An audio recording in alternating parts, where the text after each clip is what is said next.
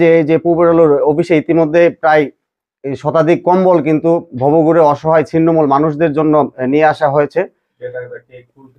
আজকে যে টাকা দিয়ে মূলত কেক এবং ফুল সহ অন্যান্য খরচে যে প্রতিষ্ঠাবার্ষিকীতে জমকালো আয়োজন করে খরচ করার কথা ছিল, সেই টাকাটাই মূলত কিন্তু ভবঘুরে মানুষদের জন্য আমরা এই যে শীতের কম্বল ব্যবস্থা করেছি।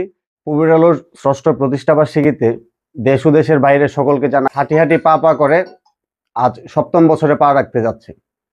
আজকের এই প্রতিষ্ঠাবার্ষিকী ঘিরে আমরা করেছি এক ব্যতিক্রম আয়োজন। বরাবরই আমরা দেখতে পাই যে প্রতিষ্ঠাবার্ষিকী মানেই হলো কেক কাটা, আনন্দ করা এবং বিশাল একটি খরচের ব্যাপার।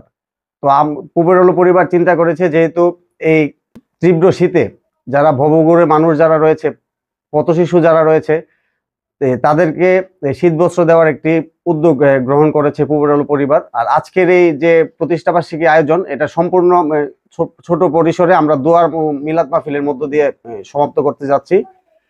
তো আমরা যদি একটু দেখাই যে যে পূবের আলোর অফিসে ইতিমধ্যে প্রায় শতাধিক কম্বল কিন্তু ভবঘুরে অসহায় ছিন্নমূল মানুষদের জন্য নিয়ে আসা হয়েছে।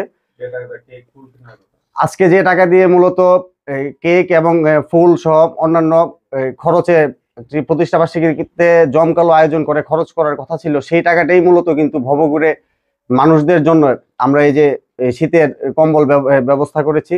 তো আজকে আমাদের এই দোয়া ও মিলাদ মাহফিল একেবারে ছোট পরিসরে আমরা ঘরোয়া পরিবেশে করছি, এবং আমাদের যিনি যে পূবের আলো পরিবার যে ধর্ম বিষয়ক উপদেষ্টা এবং যে সোহেল প্রাতবাজার মসজিদের যিনি খতিবের দায়িত্ব পালন করছে হাফেজ মাওলানা ইয়াসিন আরাফাত, উনি আজকে এখানে মোনাজাত ধরবেন, এবং উনারই মোনাজাতের মধ্য দিয়ে কিন্তু আমাদের আজকের যে প্রতিষ্ঠাবার্ষিকীর এটার সমাপ্তি হবে। এবং আজকে থেকেই মূলত আমরা দুইটা বিষয় আমরা করতে যাচ্ছি। একটা, এখানে দোয়া ও মিলাদ মাহফিলের পরবর্তী সময়ে আমরা যে আমাদের যে যে শীতে যে কম্বল বিতরণের যে কার্যক্রম, সেটির আজকে উদ্বোধন হবে। نحمده ونصلي على رسوله الكريم أما بعد فأعوذ بالله من الشيطان الرجيم بسم الله الرحمن الرحيم إن الله وملائكته يصلون على النبي يا أيها الذين آمنوا صلوا عليه وسلموا تسليما صلى الله وعلى محمد صلى الله عليه وسلم صلى الله وعلى